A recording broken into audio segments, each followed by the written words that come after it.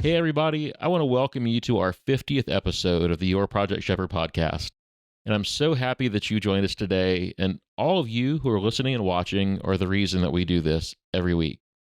We started releasing episodes back in January of this year, 2023, but we actually began work over a year ago in the summer of 2022. And I originally started working on this concept all the way back in 2019. So, back last summer, filming the first episodes, I had this really old GoPro camera set up with some cheap Amazon mics and a budget computer audio interface. And we sat around this little conference table right next door in my office with really bad lighting. And at that time, I had two of my daughters, Caroline and Catherine, doing all the recording and production work. And it was a good start, but I always had the goal of doing something just a little nicer and more professional. So, as you've seen, if you watch our video, or hopefully you could even tell the difference on the audio side, we've set up this fantastic dedicated studio space. We've upgraded our cameras, our lighting, our audio. We've really tried to up our game to bring you a high-quality production that's enjoyable to watch and to listen to, and to bring you a lot of fresh content and interesting guests every week. I've also brought on board Daniela Paula, who is my full-time producer and editor, who you've probably heard me mention several times on air, and she is an absolute angel.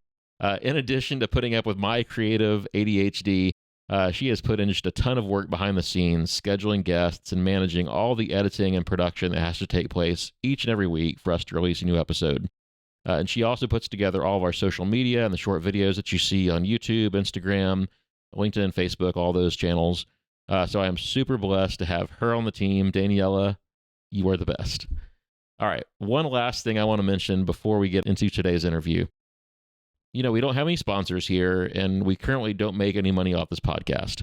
And we put a bunch of time and money into it.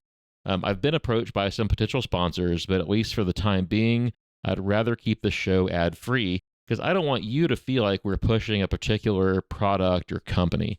And we want to give you the best, unbiased advice about the best way to undertake your construction project. So, my only ask is that you just take a moment right now, unless you're driving, and in that case, do it later. But whatever platform you're checking us out on, please hit that like or subscribe or follow button. And if you're on Spotify or one of those other podcast platforms that allows ratings, please take the time to give us a 5-star review. Or even better, if you really love us, hop on all of those places and do that on all those. And that's going to help these platforms and their algorithms see that we are growing our audience, and that helps us build toward monetization. Because one day I'd love to at least be able to break even, just cover my costs in order to keep bringing you this great content. So thank you for indulging me on that request. And thank you again for joining us for episode number 50 of the Your Project Shepherd podcast. Now, let's get into today's interview. Hey everyone, welcome to the podcast today. I am here to talk about windows and doors today. And I have Slade Sloan with Builders FirstSource sitting across from me right here. Builders FirstSource, which has been a few different names here in the Houston region in the last few years. Y'all have been Bison, BMC, what else? Yeah, Stock Building Supply, ProBuild, yeah. So few. A number of names. If you're here in the Houston market, you've been through those changes, but Builders FirstSource is a pretty big national supplier. Are y'all the largest in the country now? We are. I believe we continuous acquisitions. Currently, a little over 33,000 employees in the U.S., and I think we cover 44 states. Goodness. And also we have Toner today as well. Hi guys, thank you. I don't want to forget Toner. So, Slade, you are in charge of window and door sales for the Houston area. Is that right? That is correct. I am the custom side. The custom side. So we also have Builders FirstSource has our production side, making vinyl windows. I don't have anything to do with that side of it. Gotcha. And so you guys rep a bunch of different manufacturers, right? And you also make your own windows in-house as well? We do not. So Builders FirstSource, the vinyl production side, that's a plant. They're down the road from us, and they're making close to 5,000 windows a day. Whoa. We're all pass-through, meaning everything is being provided by a vendor, an Anderson, a Pella, whomever it may be. So we don't make anything ourselves. We're just order. Okay. Take order guys, if you will. What brands do you rep? Why don't you just run down some of the different brands that you guys carry? In alphabetical order. Yeah, not in order of preference. Yeah, not in order of preference. This is purely like a random order here. Yeah, so we carry a little bit of everything, and that's part of having all these mergers. It's a little bit of a task to carry all these different manufacturers. But we had stock Bison, BMC, as we were talking about, and you don't want to cut any customers off. So we've just kind of continued to carry all these different brands, which is, it's a little trying for our service department and various things to be able to now fix all these items and work with them. But, Anderson, Pella, Geldwin, Marvin, LaCantina, Windsor. Then we get into the vinyls where we're Plygem, MI, Amsco, Windor. And then we have your composites that fall in that umbrella as well, and some aluminum products like Western, Manelli, which is recently purchased by Pella. So we're carrying about 13 brands right now. Wow. Lucky 13. Which is a unique position. I know that you're looking at your tasks ahead of you probably after this podcast. You're like, man, I got a lot of work to get to. But I think that this provides our clients with a really unique opportunity to come in and make a selection amongst pretty much the entire field available to them for what's appropriate for that project, not only architecturally, but also cost, right? And I don't really have another location we can do that. In the old version, when we had stock and we had BMC, and we had Bison, you didn't get a choice. You were told you got a choice, right? But you were really not given a choice, right? Like, you were managed into a selection, and that's what you received, even if that was good, bad, or indifferent. That doesn't really happen here. Now they have the opportunity to go any direction they want, and as the builder and the architect client grow, they can grow into these other pieces. So it's a really unique world. It is. I mean, if you take any of those one manufacturers, especially the big boys, we say Anderson, under their umbrella, they don't have a vinyl, but they've got a composite. They've got a 200 series, 400 series, E series, A series, Heritage. I mean, so within one manufacturer, I can cover a lot of ground. But then you take that and you multiply it times the vendors we carry. But like you said, I think that's where we have a real advantage over a lot of folks, because from A to Z, whatever your price point is, whatever the project is, I feel like there's nothing we can't cover and handle, Yeah. and be fair about it as well, price wise. And so I like the stance. It takes a little bit on our end to a little knowledge, but at the end of the day, we're kind of like a CarMax, if you will, right? You can come in and you can roll out with something you like. And that's great for the consumer. There's not really like a good one size fits all when it comes to windows and doors for construction projects. Like you said, like architecturally, like design wise, there's a lot of different ways to go. Price point, when I go to these different builder events where there's a bunch of manufacturers reps floating around, they always ask me, what window brand do you use? And they're always disappointed when I tell them, well, I don't really have one brand that I use, because it depends on what the architect's speccing out, what the designer's speccing out, what the homeowner's looking for, what the performance is. Like, you can do a house and even not even have the same window on the whole house, Mm-hmm. right? Depending on your performance needs. Because there's some times when, on one face of a house, there might be a special condition that requires you to use a different kind of window, different kind of glass, something like that, right? Most definitely. I mean, especially when we're trying to manage thermal gain and on a modern structure, or even a contemporary structure where our shading quotient on the outside is pretty much removed because we don't have these deep soffits, even traditional soffits, we're having to go to a higher U factor than we normally would, or excuse me, in this case, a higher SHGC, solar heat gain coefficient, try to reduce that heat gain. Then we have new windstorm rules that are forcing us into triple pane glass at a higher level, or let me say at a farther inland distance. So that's a challenge, and how we make that look good. And do we need to purchase those for all sides of the house? I just got done doing a windstorm analysis, and we really only have to do it to, out of the 33 windows, we're only having to do it to 11. So then how do you make those 11 windows look the same as the other remaining windows? That's a bit of a challenge as long as we have consistency in finish hardware and all these other variables, what's becoming more important is the UV index rating, how much UV ultraviolet light is being let into the structure, because so many interior materials, as they are, to politely say, refined, the curing processes and the manufacturing processes are more reliant on UV to find those integrities. So that means they're also affected by UV at a higher level. So going to Slade unfortunately gets a lot of my, all right, man, this is what I got. This is what I'm trying to get to. He gets that, but he has every single manufacturer rep on lock. So instead of me having to call these reps and figure out which one's going to work out, I call Slade. Slade then just jumps me into one of those reps. And when the call comes from Slade, we like to think that people respond to us quicker, but they also respond to all the windows that Slade purchases on a very regular basis. And additionally, we respond back when there is a warranty issue that many times windows get blamed for the warranties that are not window-related warranties. And that's where we've done a lot of historic work with the manufacturers, Anderson and Pella and Marvin and MI. I mean, there's very few windows that we haven't done some type of warranty work, especially when they know it's not a window-related issue, and we come in there. So, Slade, why don't you tell us how you got into this? I started off working at Discount Tire out of college, had some family and upper management there, and it's all about who you know, right? So my father-in-law was golf buddies with the guy that ran a small boutique window town company here in Houston, and needed a couple sales guys, and that's where the journey began. Guess I've been in windows about 18 years now. I was at that company for about 10. I was a BMC legacy guy, if you will.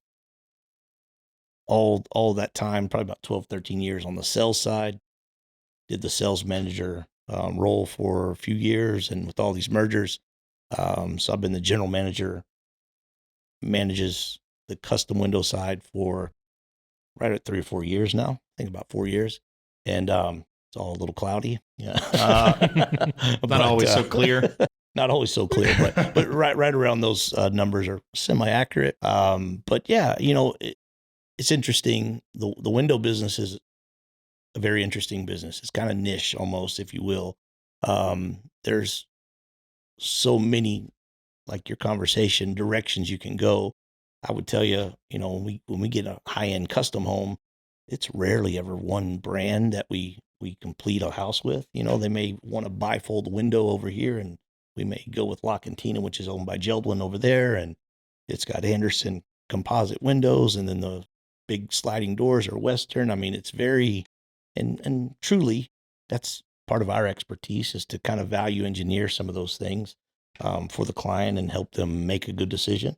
Because at the end of the day, let's say it's all black windows, you pull those stickers off. Maybe the window nerd here can tell you which one's which. Yeah. But at the end of the day, it's really about the cosmetics and getting the right energy feel for the customer and giving them the what they want, what makes their house what they want it to be. And you might know what, like, a certain brand is better for a certain application. Like, this brand has just easier operating, better hardware, better sliders for this setting than this brand, so we recommend that you do this. So it's you guys having that experience and that expertise to know which brand is right for a specific application. Yeah, we run into that quite a bit because, as you guys know, everything's getting bigger and bigger and bigger. I mean, we're 10-foot tall doors, swing and sliding, and the glass sizes are just growing and growing. And there's a lot of important things that need to go with that, right? I mean, we can make it as big as we need to in a lot of cases, but we need to do it wisely. And so part of that wise part is when you all were evaluating your service calls on the custom side, you guys identified that the big sliders were your number one service call about installation problems. Correct. So you guys said, you know what? We're doing all the installations on our big doors now, correct? That's correct. We prefer, and I think it's better for us, it's better for our clients, that we put those in through certified contractors, right? And I think our pricing is reasonable.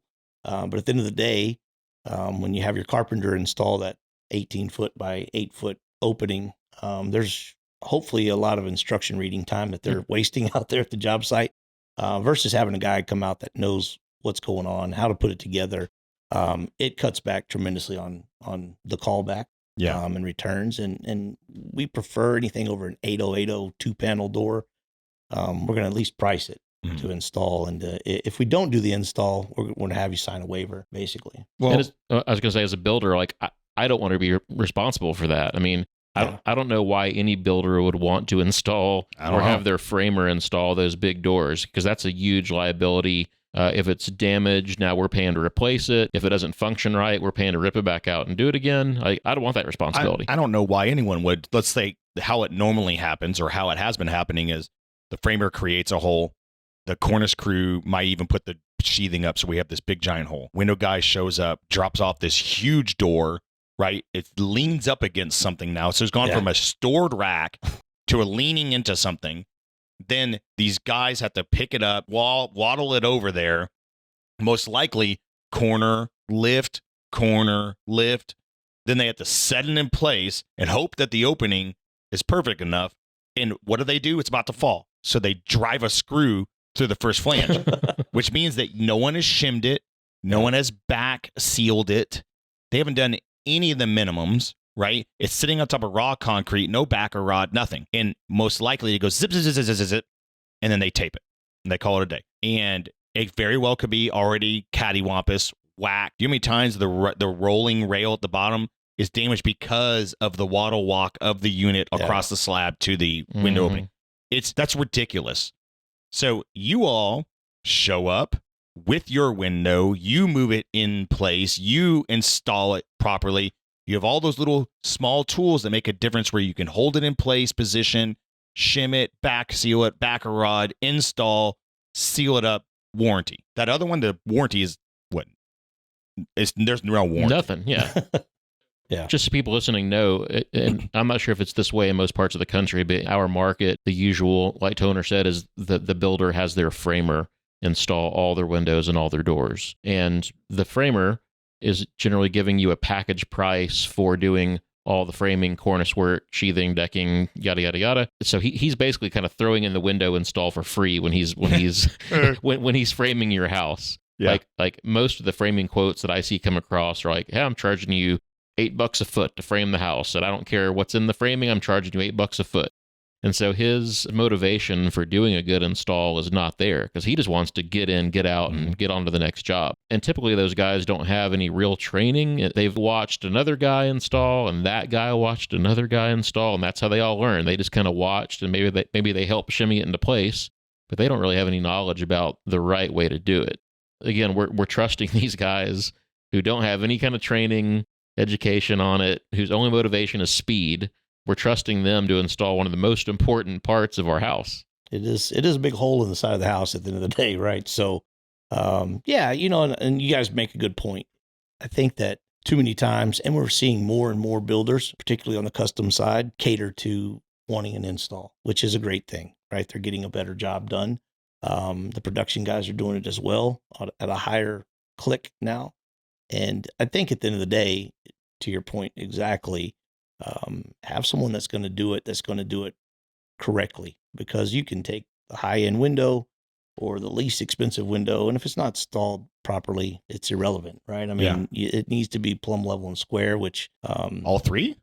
Well, wildly enough, that's asking a lot. That's a lot. I mean, two out of three is about as good as you're going to get. I can't tell you how many times I'm on job sites and I just watching these guys put windows in, and there's no level present. You know, like they don't even own one, and it's maybe important, to have that. Maybe might not be a bad thing to have a level present when you're installing these windows. So yeah, I mean, it tends to be something that is growing in our industry, where, if you will, a third-party installer is getting involved. I think it's primarily the right way to do, because those guys are, to your point, they're not doing it about speed. You're definitely going to pay a little bit more, but you're getting it shimmed properly.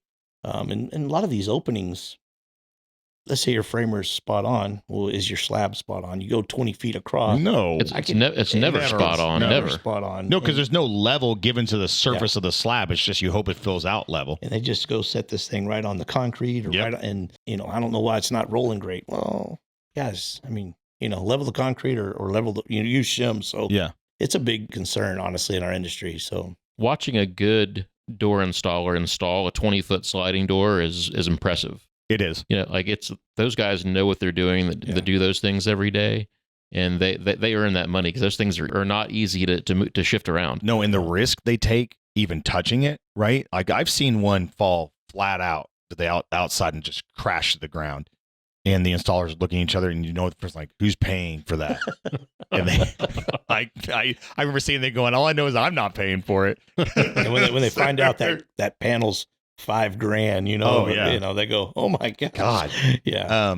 And then of course, what do you do when you show up and the rough opening is not the right size?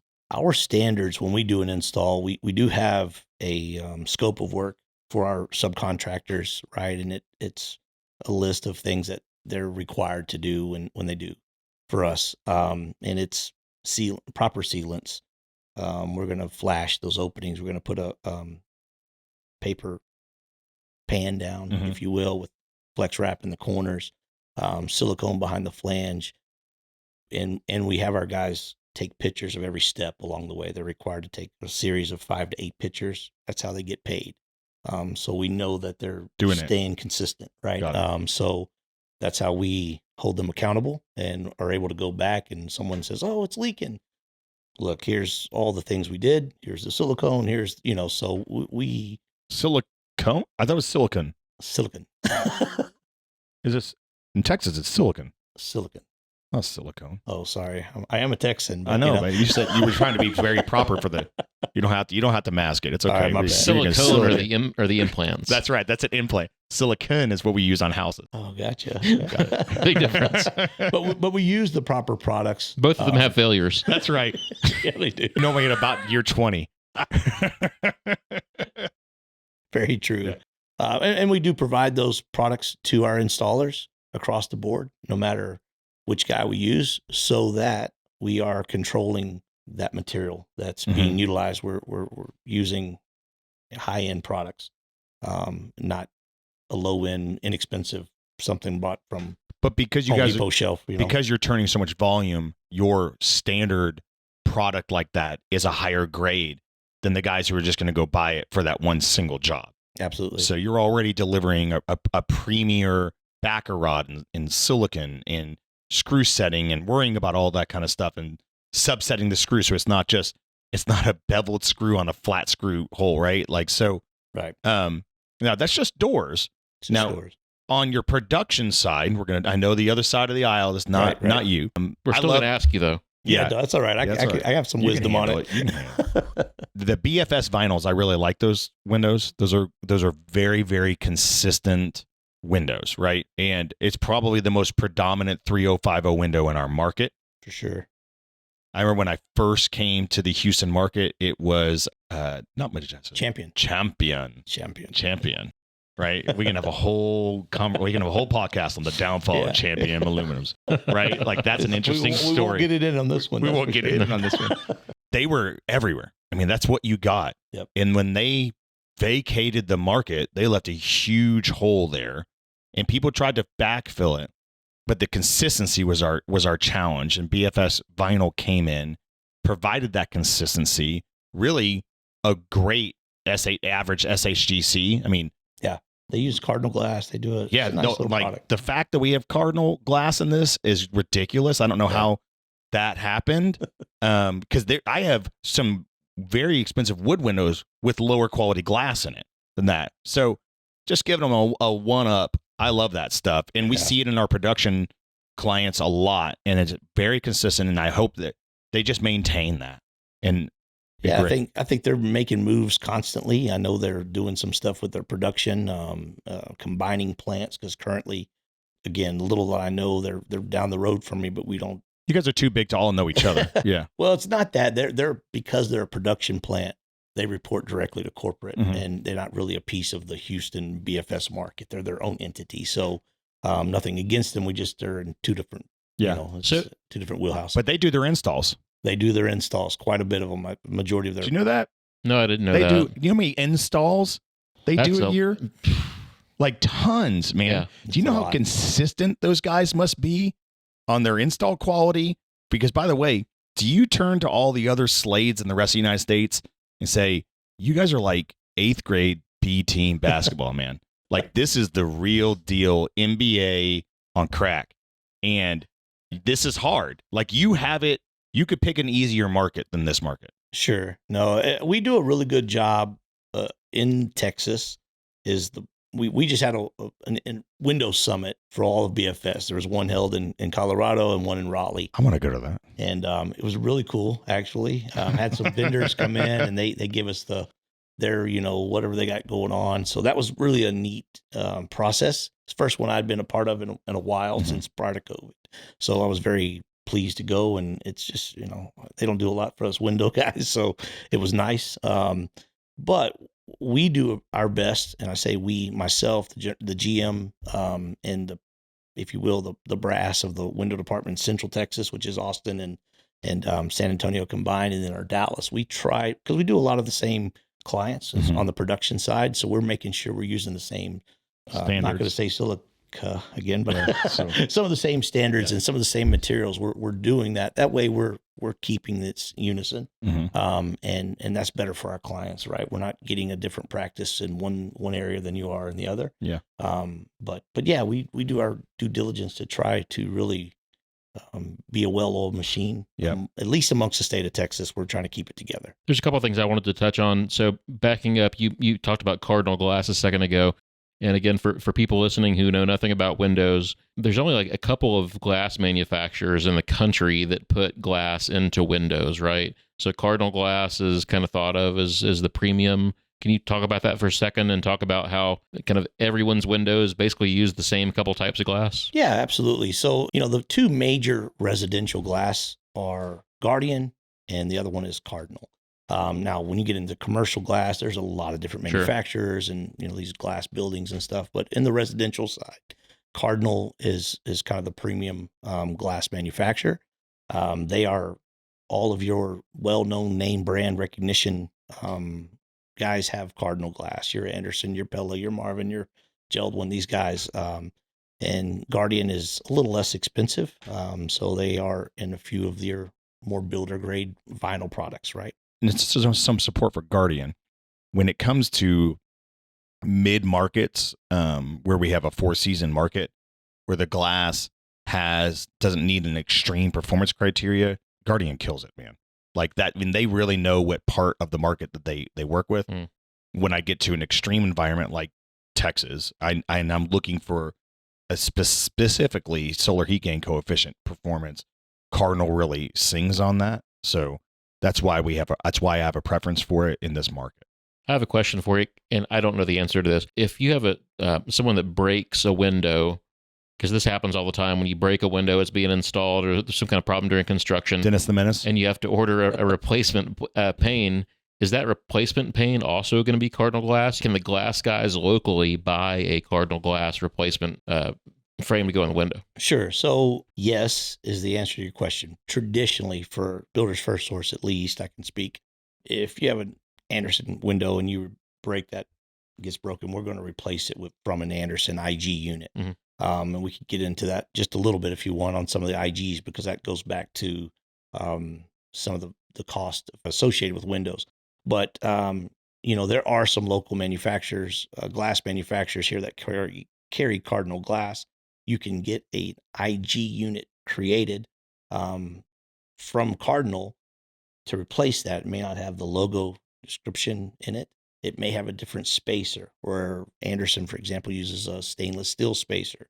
Well, you may be getting something that's a foam butyl spacer when you get it locally. So in reality, unless you're really looking out for that, you're not going to notice it unless it's in a window wall side by side by side. If it's a one-off window, you can absolutely get away with doing that. It's no real difference. But you do have to there are some cosmetic details there that can vary. We're always going to try to go back with the manufactured glass as often as we can, just to keep the warranties. And preserve the argon and all the gas that's in between it, right? Otherwise, Exactly. it's gone. Yeah, you will have a lack of quality control when you're building an IG unit from a local manufacturer than you would from the Cardinal plant. For sure. And IG is insulated glass, right? For listeners who don't know the lingo. Yeah. So let me touch on that for just a moment, if you will, because that's one thing where cost gets skewed across the board from your vinyl manufacturers to your composite manufacturers, your wood clad, so on and so forth. Your what I'm going to call introductory production builder vinyl guys are primarily buying glass from Cardinal or whomever, and they are in their plant laying those IG units up themselves. They're creating their own insulated glass, getting 2 sheets of glass, putting a spacer around it, laying another piece of glass on top of it. Where when you go to your composites and your wood clads, 95% of the time, those guys are having that IG unit from Cardinal directly. You say, what's the difference?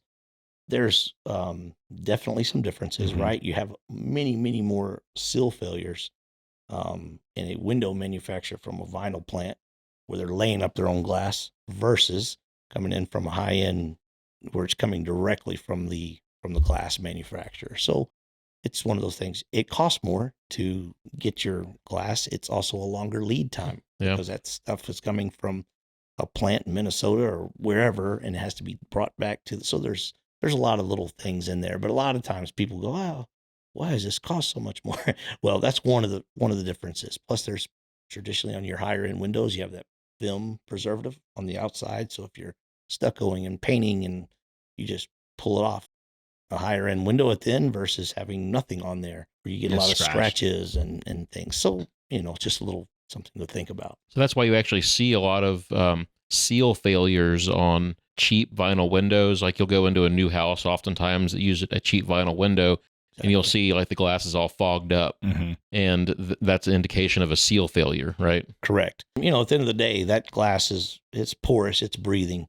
Especially right now, they're gasping, right? Yep. So expansion, that glass is expanding, and then at the end of the day, when it cools off, it's retracting, and so that air is coming in and out of that window through natural pores in the glass, and so on and so forth. So when those guys are making their own glass, it's just not as tight of an envelope, so it tends to fail much more often than you would get it from a higher end glass. And we're seeing a more premature failure rate due to these extreme climates that we have.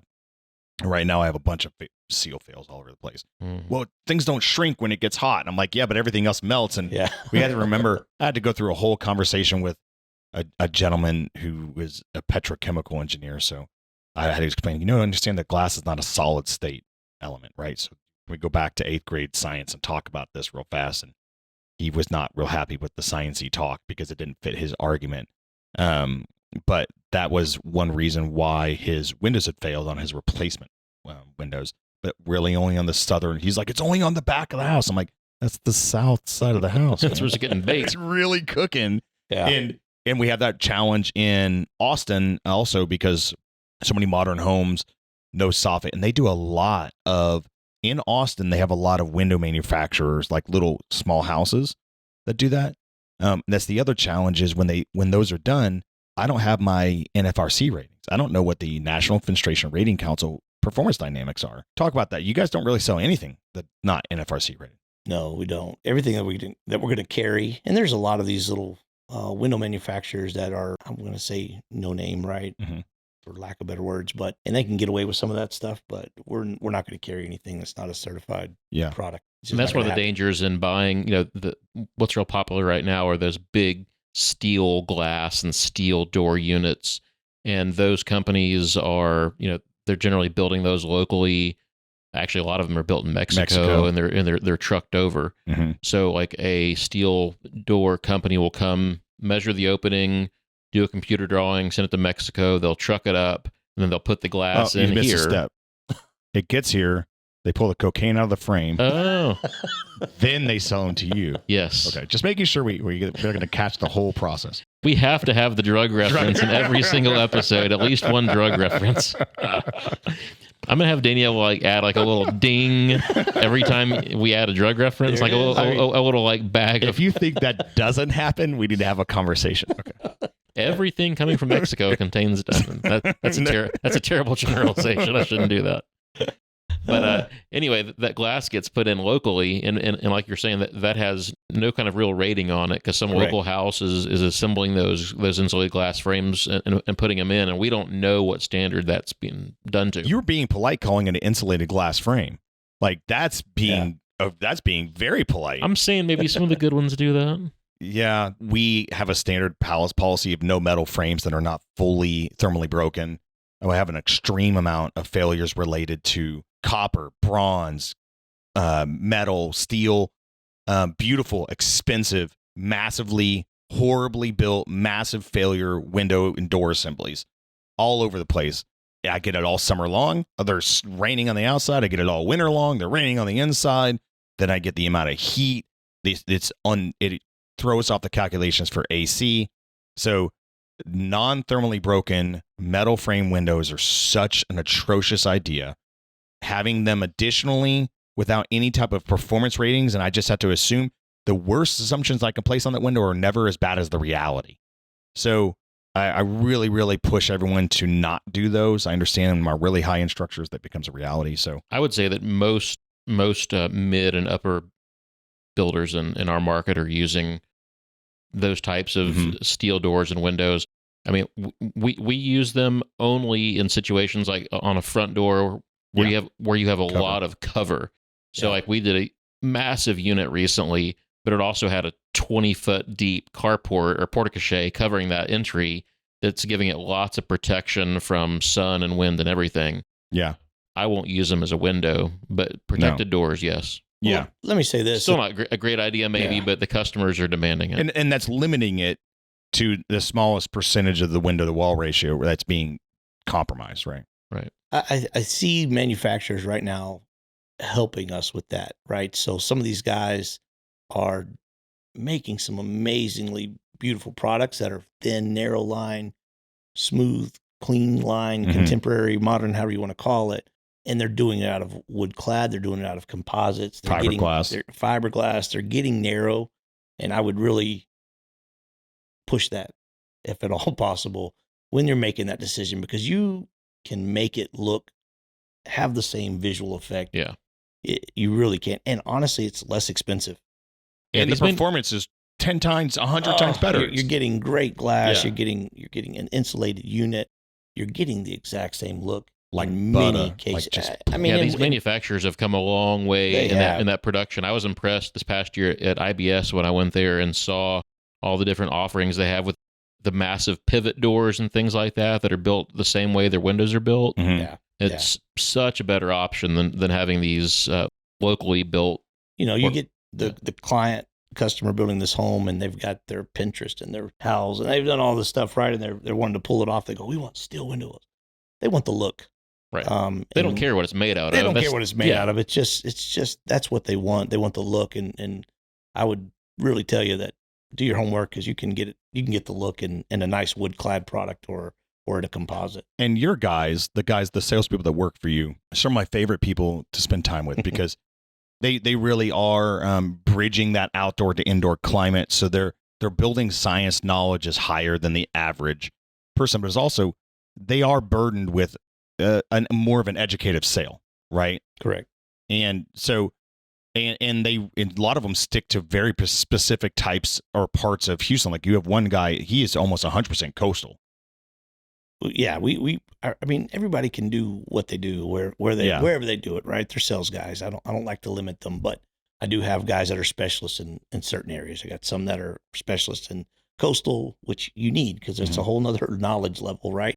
And we have a couple of guys that female that are replacement window savvy, right? And they're very well versed in what's the right thing to go back with. So it's not something that we highlight, our replacement window side of business, but we do quite a bit of it as well. You do. Quite a bit of it. Toner, so moving on to kind of like where people tend to have problems with their windows and doors. In your forensic work that you see, what's the kind of the main kind of failure or issue that you see when it comes to windows and doors? And as you already touched on, often it's not the window or the door itself, but tell us like what those typical problems are. Sure. So I think, and it's a little bit of a challenge because Slade represents so many products, not only manufacturers, but also the product types between wood, aluminum, fiberglass, vinyl products, aluminum clad wood, true wood. Every manufacturer has a different set of installation instructions. And one of the challenges we find is, how does that window weep? How does it drain? Some are integral, some are face draining, some drain through the bottom, some drain through the lips, some drain through the sides. So in hands down, you can drive down the street and see it. Whether or not you tape that bottom flash or not is very, very important to make sure you get that right. That's our probably number one failure, and the windows get blamed for it. And they say, we obviously have a problem here, and there's water inside this wall assembly, and we're dropping sonar on the section of the wall just below the window. And you have compound framing on the left and right hand side. Compound framing is two pieces or more framing compounded together for structural support. So those tend to hold a lot of water because moisture will come in, and as it releases through the open end of the now taped over drain line on the bottom. But you also can't assume that, hey, this is something I don't tape off. You have to check with that manufacturer and look at the installation instructions, which are always provided. Like, they are. The other day is like, I don't have time to look this up. And I walked over and the thing was literally laying on the floor. Like, dude, this came in the pack. You had to remove the instructions off of the window. Like half the time it's taped to the window. Glass, yeah. In Spanish, in English, like most of Portuguese. It's both. There. No one can say they didn't see it. Now everybody's putting a scan code on it with videos. I mean, there's a lot of that too. Yeah. So it's you not. don't have to read it. They try to make it as dummy proof as they can. Oh yeah, well, and that's a CYA activity, right? They most definitely want to say that you knew what you needed to know. The secondary behind that is head flashing or not head flashing, right? They'll say they have integral head flashing. It's not required. Most of them say head flashing is not required. But that head flashing non-requirement is based on a very specific rain load or rain event percentage. And that's not what we have here. And with climate migration, we have higher rain amounts per event. Head flashing is not only necessary, it's one that we should actually increase the size of the head flashing, not only in the amount of flashing that comes forward, but the amount of flashing that goes upward. I had one the other day, and he left the same flange height on the back, so it was 1 inch flange height on the back. But then he came out 4.5 inches on the front. The thing now, when it rains, it goes waka waka waka waka. You could hear him all around the entire house. Waka waka waka waka. When did it rain? That's the question. Yeah, when did it rain? This was back in like November when it all rained. It was like two years ago, right? Yeah. So it's a tuning fork. It's a musical water instrument at this point. He's like, how do I fix this? I'm like, you just enjoy it. Just enjoy it. Curtis, man. I do want to go back to what your question for tell you something that we do differently, right? Because I'm very proud of this. It's one of our coolest effects that we have that's offered, right? So anytime we can't do it on everything we sell, it's impossible. I really only have 2 guys that implement this. Quality walk is what we call it, right? So when you're purchasing certain manufacturers from us, it's some of our high-end wood-clad products and composites. We don't have the manpower to walk all the vinyl jobs and everything that we do, but we are in a partnership with our manufacturers. Really, right now, it's Geldwin, Pella, and Anderson. If you're buying those products from us and it's composited up, about 10 to 14 days after we deliver, those products are normally installed. We have a gentleman and hiring another one. He's being trained right now that does quality walks for us. He is going around with that set of plans and that quote.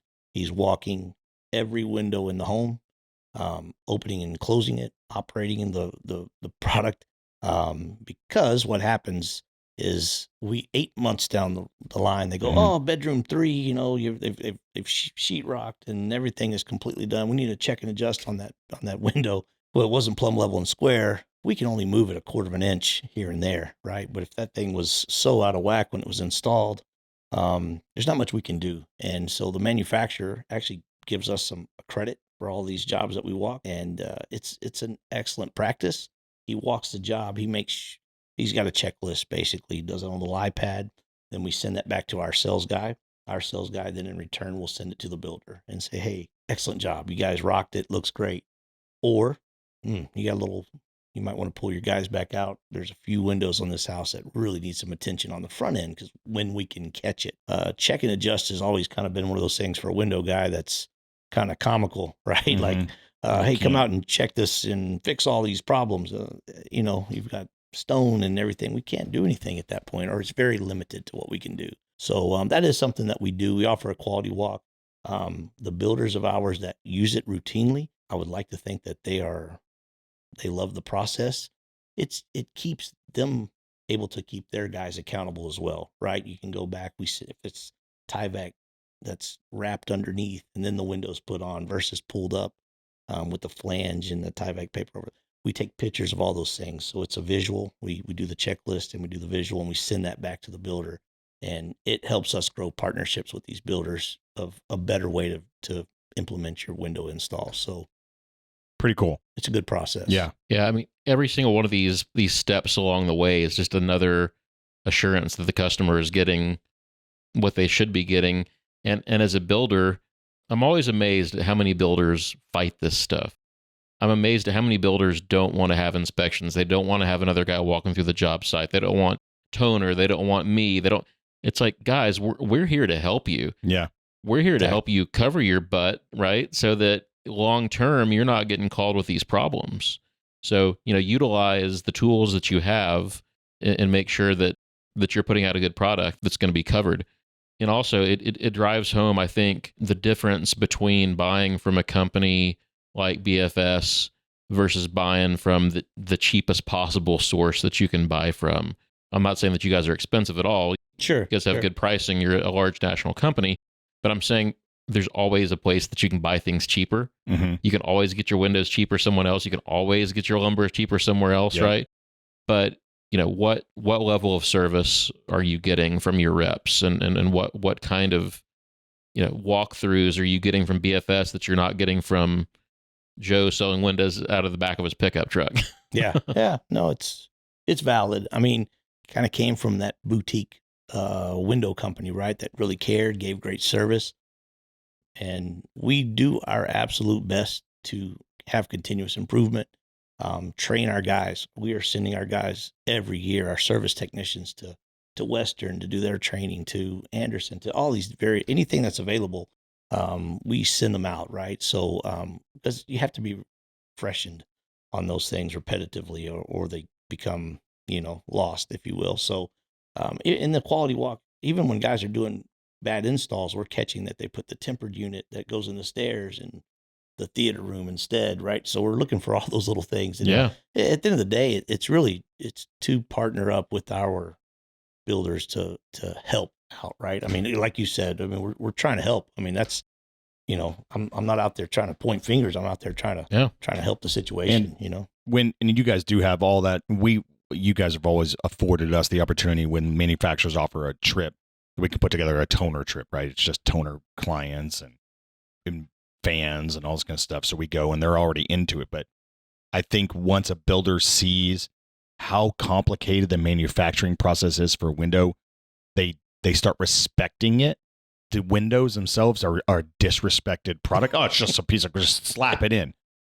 Yeah. They are extremely complex, very difficult to manufacture. I think for what you pay, you're actually getting a very complicated assembly for the price. And to not go through the seriousness that's required to install them properly is just flat out disrespectful to all the time and effort and everything that's gone into it. When you're just seeing the folks who sit on the manufacturing line and they're every day, it's humbling, quite honestly. I think it's an extremely important effort for everyone to go do it. Fortunately, I mean, there's even manufacturing. We have in Garland, we have Anderson 100 series in Garland, Texas.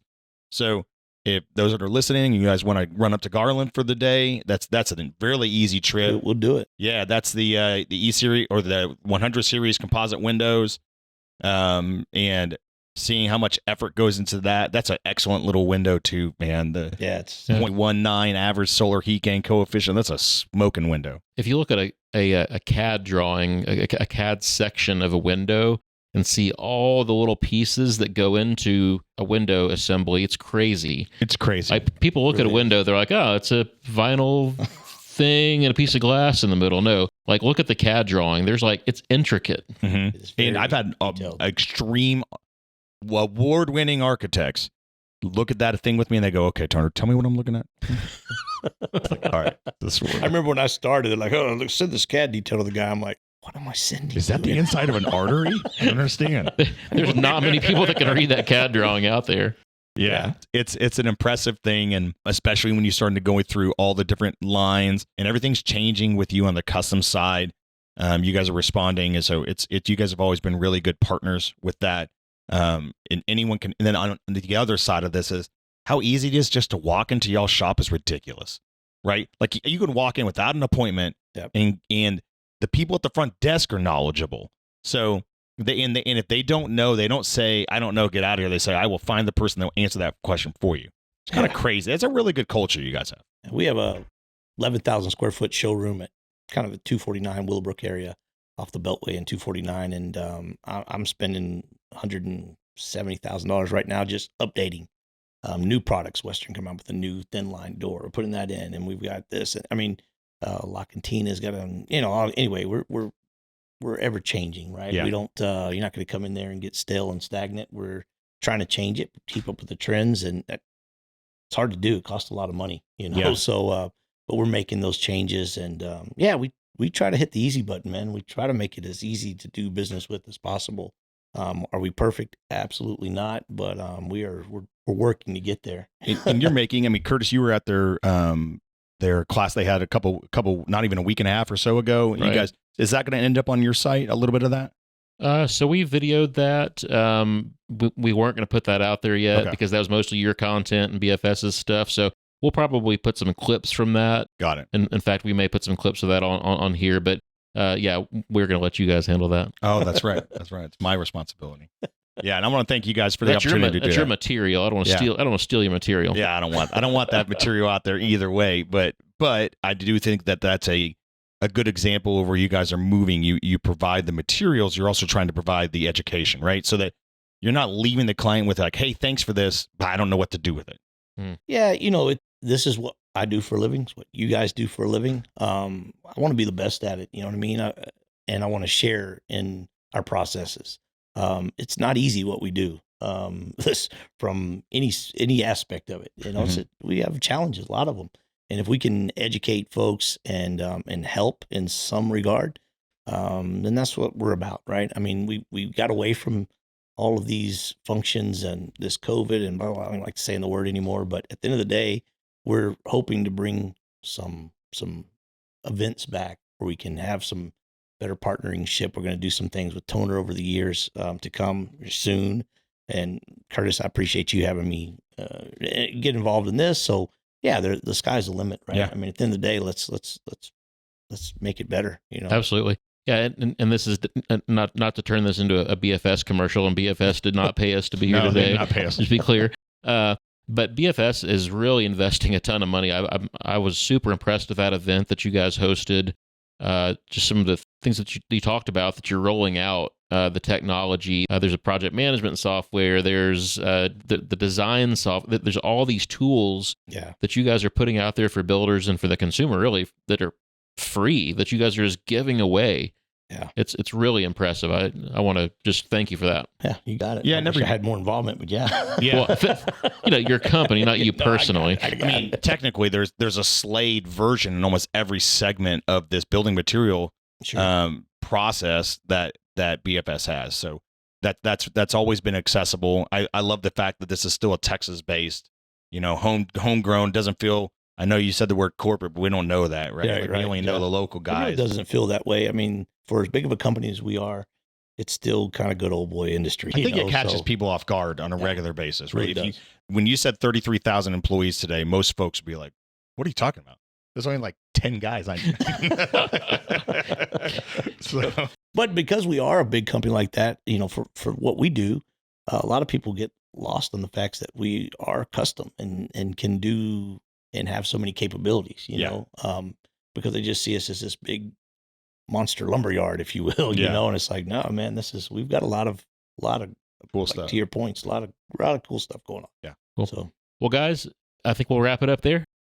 I appreciate you for being here today, Slade. Yeah, thanks for having me. Great to have you talk about windows and doors and toner. Great to have you back as always. You're very welcome, Slade. How do folks get in hold of you if they want to talk about windows for their projects? Well, I'll put my number out there. I'm not sure. scared. Go for it. 713-823-9644. That's my office and my cell. And text him lots of pictures of windows. Of windows. Slade's gonna get a massive. Oh my gosh! What did I do? It's Slade.Sloan. That's SLADE. Sloan SLOAN at BLDR Builder.com. So send it my way, man. We'll do what we can. Slade Sloan's a good sales name right there, right? Like people remember that name. It's a fantastic name. It really is. One of my best friends in high school was named Slade Blackburn. I thought that was an awesome name. Yeah, I love that name. Yeah, most definitely. I had a friend in high school named Jack Paradise. And that was nice. Yeah. I was like, you belong in a Pulp Fiction novel, man. And he was a dud. Like he was super boring. All right, guys. Well, thanks for being here today. And thank you all for joining us. We'll see you next time. Hey, Curtis and Slade, I don't know if you guys know this or not, but I have a new series coming out on my YouTube channel called 60 Seconds of BS. Now, I know we've been talking a lot. My BS is talking about building science, right? Oh. Yeah, so people have always asked about our Instagram feeds. Tell me more about this picture. Why did you say that? Where it's at? So I'm going back to my historic Instagram channel, bringing up a picture and talking about it in 60 seconds, giving all these extra details. And I actually did 60 of them in a row. So we'll be releasing it on our YouTube channel to go out on our YouTube shorts. And then we have a lot of extra bonus features. So hopefully you guys can tune in and see it. And most definitely people will see us talking and referencing Shepherd in that in our other episodes. So I hope you guys can enjoy it. Very exciting. We'll definitely be sure to link that from our side as well. Awesome. Thanks, guys.